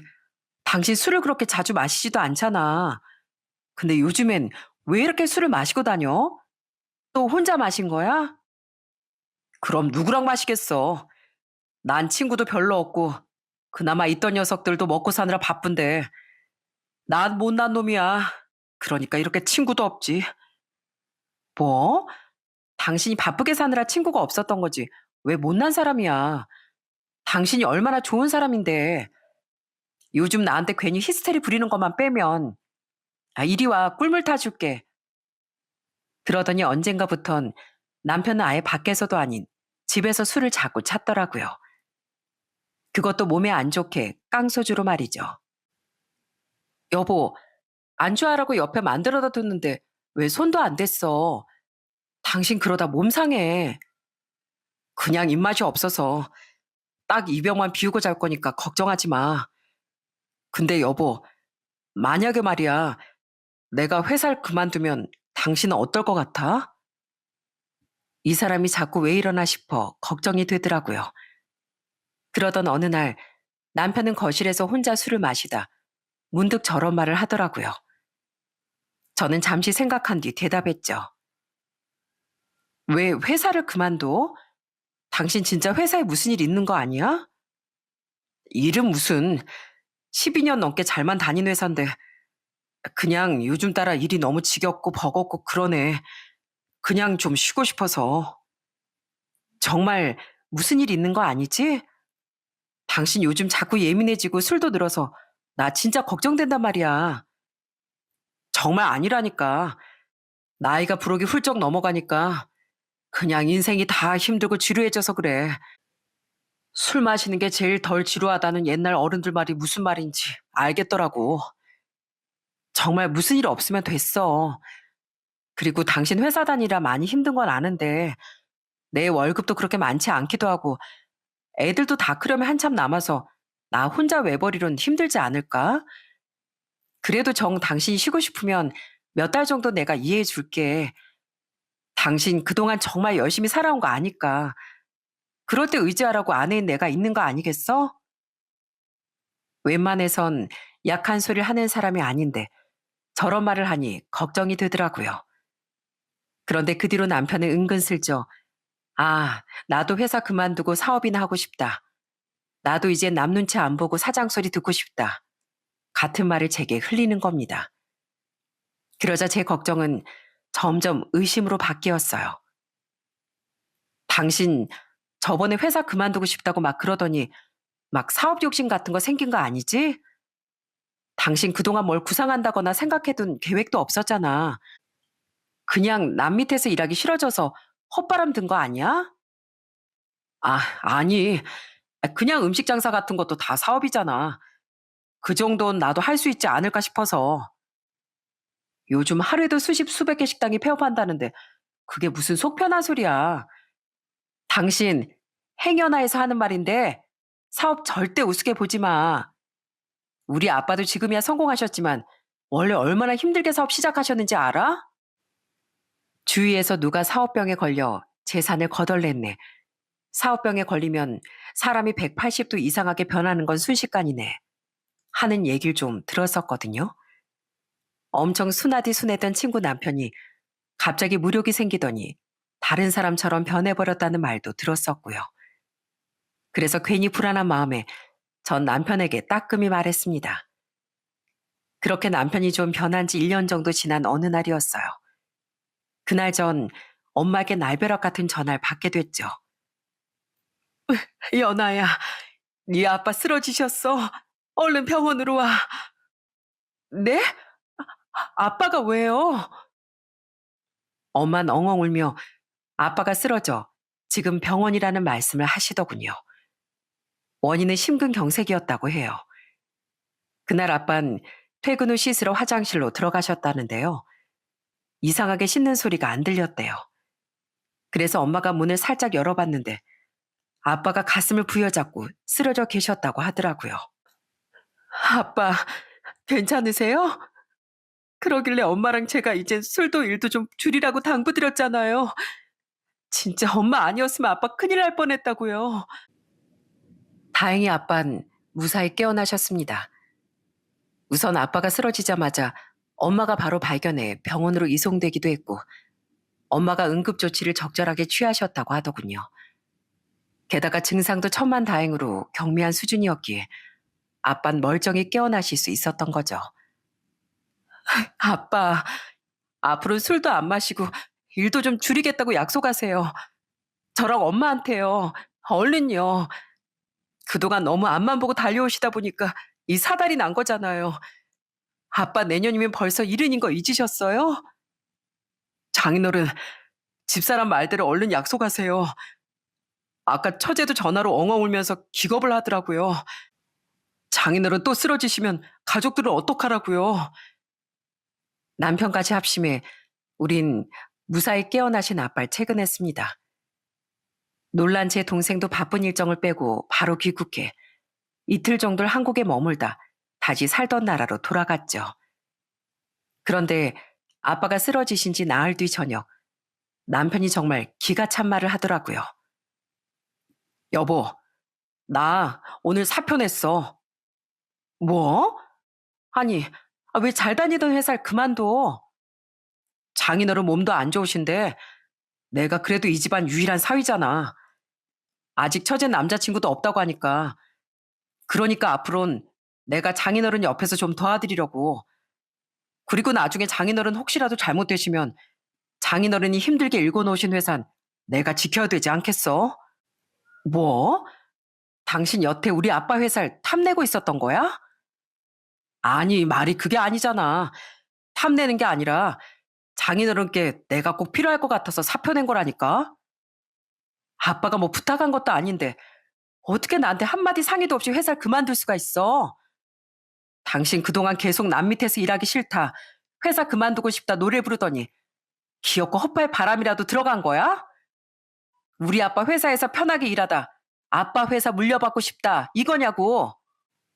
아이 그런 거 아니라니까. 당신은 사람을 뭘로 보고 그래.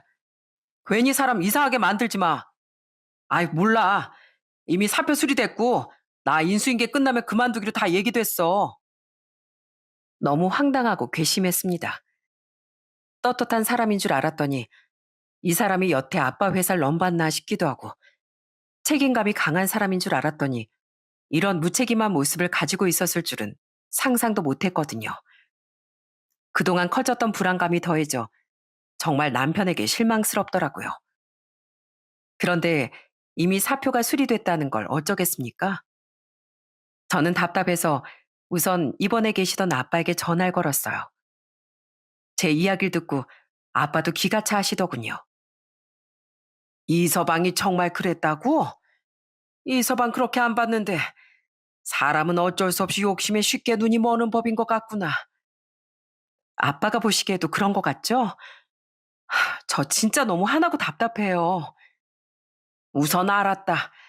이서방, 우리 회사에 출근하라고 해라. 그 대신 난 사위라고 해서 임원을 시켜준다거나 특별 대우 해주는 건 절대 없다고 꼭 전해라. 내 성격은 너도 이서방도 아주 잘 알 거야. 아니지. 그냥 내가 직접 전화해서 당부하마. 아빤 전화를 끊은 뒤 남편에게도 직접 전화를 걸어 저에게와 똑같은 말씀을 하시더군요. 제가 보기엔 아빤 괘씸한 남편의 행동을 좀 벼르고 계신 것 같았는데요. 남편은 눈치채지 못하고 입이 찢어지게 웃으며 우렁찬 대답을 하더라고요. 당연하죠, 장인어른. 감사합니다. 앞으로 제가 열심히 장인어른 옆에서 보좌하겠습니다. 아빤 열흘간 입원한 뒤 무사히 퇴원하셨습니다.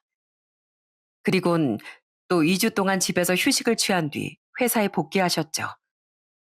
그것도 엄마 제가 말리고 말려서 며칠을 늦춘 거였어요.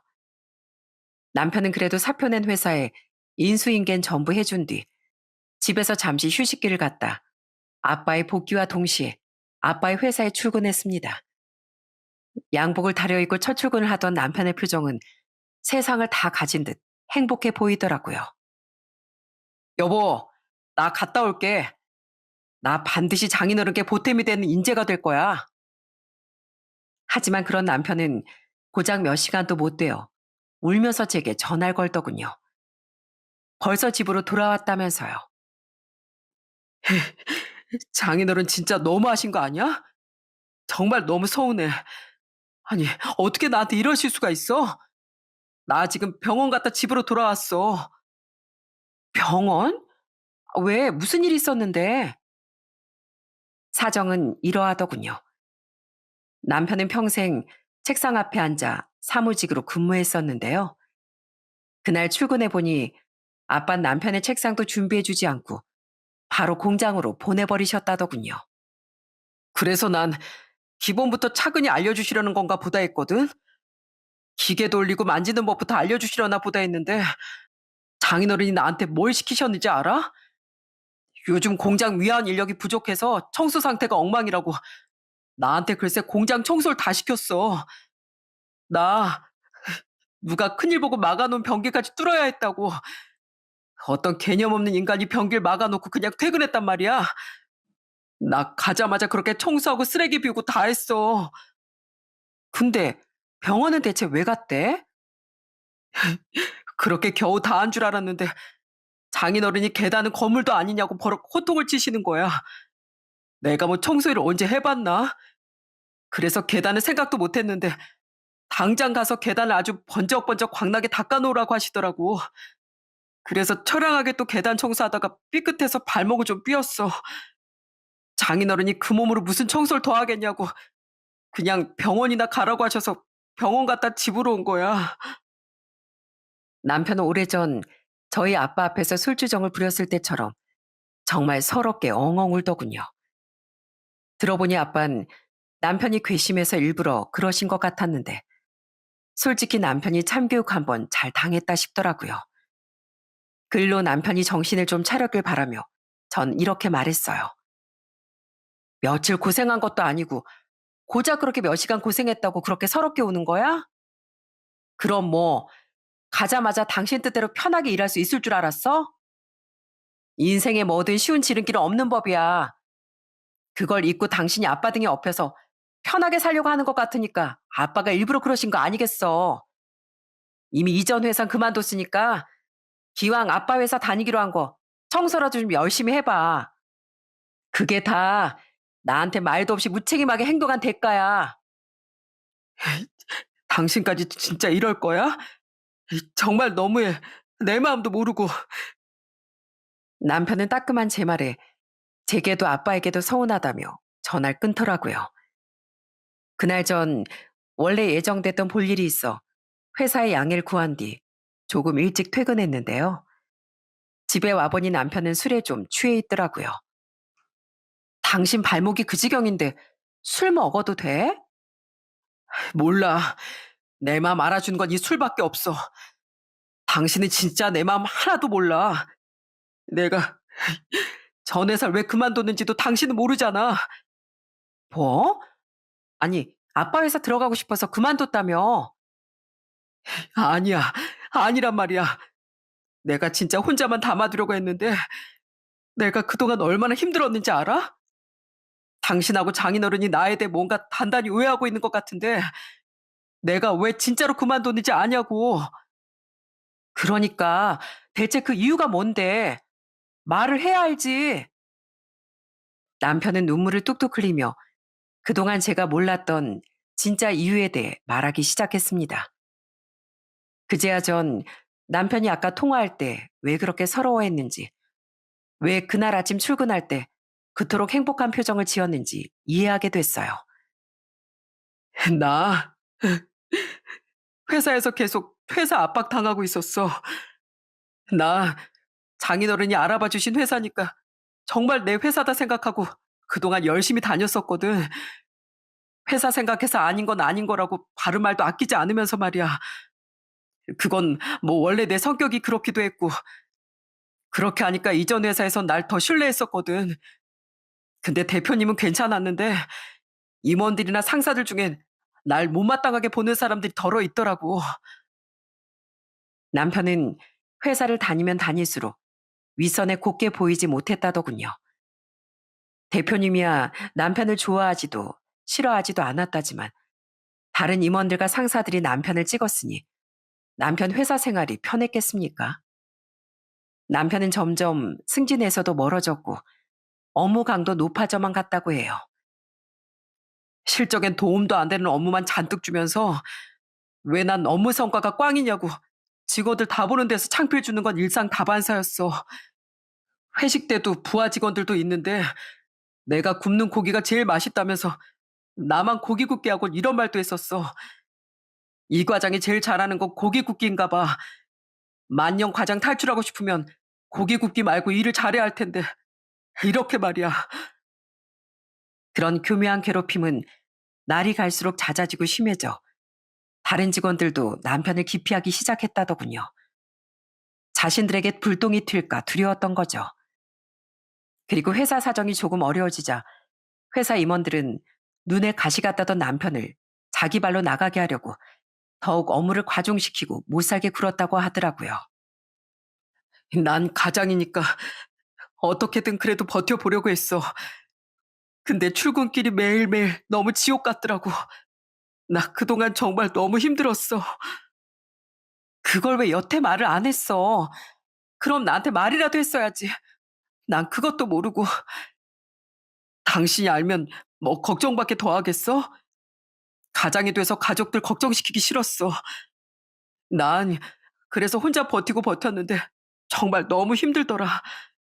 근데 장인어른이 쓰러지시니까 나도 모르게 장인어른을 탈주고 삼고 싶었던 것 같아.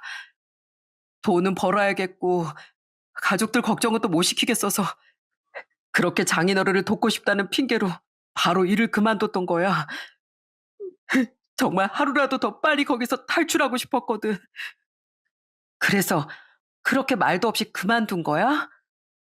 어, 나도 알아. 내가 무책임하게 느껴졌을 거라는 거. 그리고 장인어른 회사 욕심내는 사람으로도 보였을 것 같다는 생각도 나중에 들더라. 그래도 사표 낼 땐 그런 생각도 안 들 정도로 난 정말이지 너무 절박했어. 그래서 그냥 앞으로 장인어른 회사에서 더 열심히 일하면 되겠지 하고 생각했는데 가서 그런 푸대접 받고 다치기까지 하니까 너무 서럽더라고.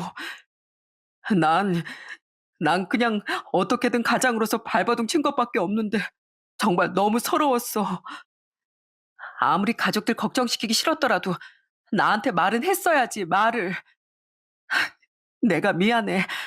난 그런 줄도 모르고 당신이 어떤 사람인지 내가 더 믿어줬어야 하는 건데 정말 미안해. 모든 전말을 알게 되자 남편에 대한 미안함이 파도처럼 밀려오더군요. 남편이 그럴 사람이 아니라는 걸 제가 더 확실하게 믿어줬어야 했는데 그러지 못한 것 같아 죄책감이 들더라고요. 저는 서럽게 울던 남편을 안고 함께 훌쩍거리며 계속 사과했습니다. 그런데 그때 아빠에게서 전화가 걸려오더군요. 아빠 내심 다친 남편이 신경 쓰이셨나 보더라고요. 이서방 발목은 괜찮니?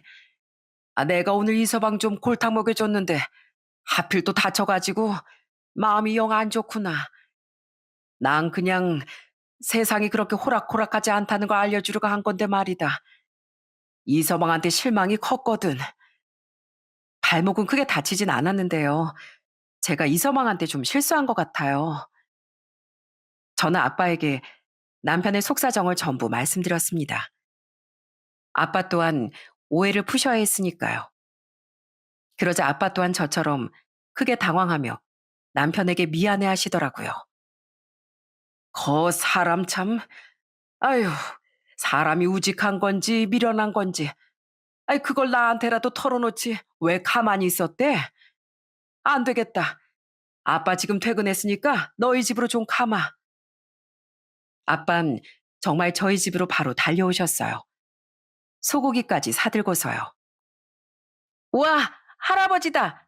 할아버지, 뭐 사오셨어요? 소고기 사왔다. 아, 우리 강아지들 잘 있었어? 장인어른, 그래, 있어봐. 음, 저기, 아까 연아한테 얘기 다 들었네. 내가 자네 대 오해를 좀 했어. 그래서 자네 생각만큼 세상은 만만하지 않다는 걸 좀 알려주려고 그랬던 건데, 자네가 많이 서러웠겠어. 아닙니다. 아까 너무 서러워서 집사람한테 하소연도 좀 했었는데요. 두 사람 입장에선 그렇게 오해할 수도 있겠다 싶더라고요. 그날 아빤 남편의 술잔에 술을 따라주시고 고기도 손수 먹여주시며 미안한 마음을 전하려 애쓰셨습니다. 비록 아빤 술도 입에 대지 못하셨고 고기도 기름기 적은 부위만 한두 점 정도밖에 못 드셨지만요. 아빤 퉁퉁 부은 눈으로 어색하게 술과 고기를 받아먹던 남편을 지그시 바라보다 말씀을 시작하셨죠. 사는 게 참 녹록지가 않아. 그렇지? 내가 자네한테 처음 하는 말인데 나도 원래는 정말 찢어지게 가난한 집안에서 태어났다네. 그래서 돈 벌고 싶어서 군인이란 직업도 선택했었던 거야. 장인어른이요? 그래. 연아도 내가 얼마나 가난했었는지 잘 몰랐겠지만 나 어렸을 때 며칠을 굶는 날도 허다했어. 그런 나랑 형제들을 내 부모님은 우리보다도 드시지 못하면서 눈물로 키워주셨지. 난 그런 부모님께 어떻게든 보답하고 싶어서 일을 악물고 성공했는데 우리 부모님은 제대로 된 효도도 많이 못 받아보고 허무하게 세상을 떠나셨네. 그런 장인어른이 저보다 힘들게 사셨을 거라고는 생각 못 해봤었어요. 이 인생이 다 그런 거네.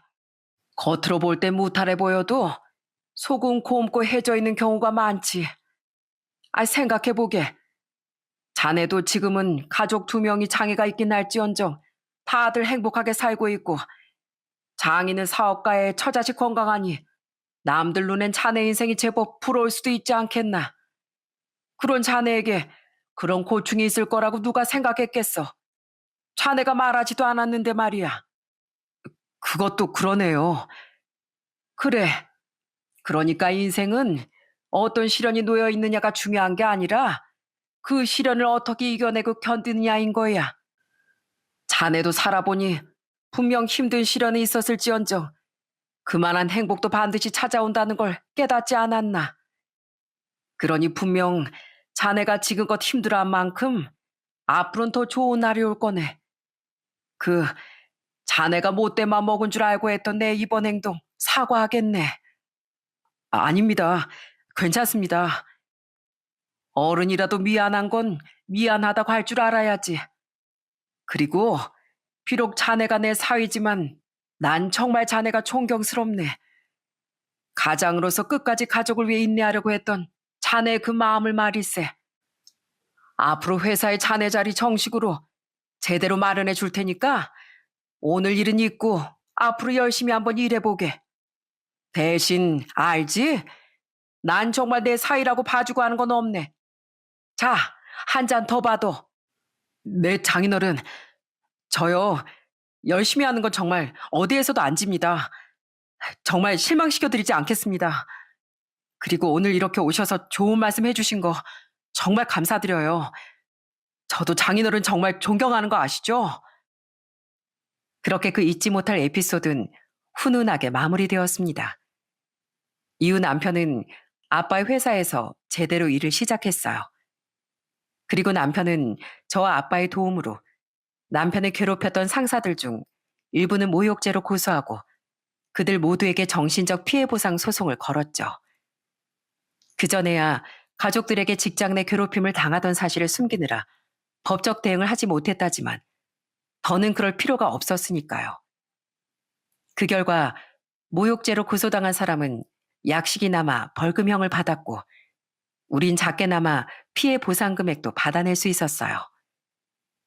제일 나한테 심하게 했던 사람은 회사에서 강등 조치까지 내려졌다더라. 일이 커지니까 대표님도 그냥 좌시만 할 수만은 없었던 거지. 그렇게 지금은 시간이 1년 정도 지났는데요. 남편은 지금 누구보다 든든한 직원이 되어 아빠의 어깨를 잔뜩 올라가게 해주고 있습니다. 아빠의 회사 직원들은 남들보다 가장 먼저 출근하고 늦게 퇴근하며 일에 열심히 남편 칭찬을 그렇게 한다고 하더라고요. 성실할 뿐 아니라 이 서방 일을 굉장히 강단있게 잘하더구나. 전 회사에선 바른말하던 이 서방을 그렇게 못마땅해 했다지? 그런데 나랑 우리 회사 임원들은 오히려 그런 걸 좋아해. 게다가 우리 회사 임원들은 빈말도 잘 안 하는데 이 서방 칭찬을 얼마나 하는지 내 어깨가 내려올 줄 모른다. 정말요? 여보, 당신 대단하네. 당신 이렇게나 멋진 사람이었어? 그럼 나 이런 사람이야. 전 회사랑은 내가 안 맞아서 그렇지. 장인어른, 언제까지고 이 사이만 믿으십시오. 아시겠죠? 다시 밝아진 남편의 모습에 저희 집에도 다시 평화가 되찾아왔답니다. 아빠 회사를 다니며 남편은 한결 아빠에 대한 어려움도 사라졌어요. 그래서 요즘엔 가끔은 저 없이도 친정에 가서 아빠와 장기를 두고 오기도 하죠. 아들내미 없는 집안에 아주 듬직한 아들 같은 사이가 들어왔다며 아빠뿐만 아니라 엄마도 정말 좋아하십니다. 잠시 우여곡절이 있긴 했지만 이 정도면 해피엔딩이죠.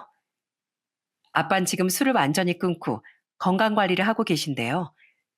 그 덕분인지 다행히 아직 다른 건강에 이상은 없으시답니다.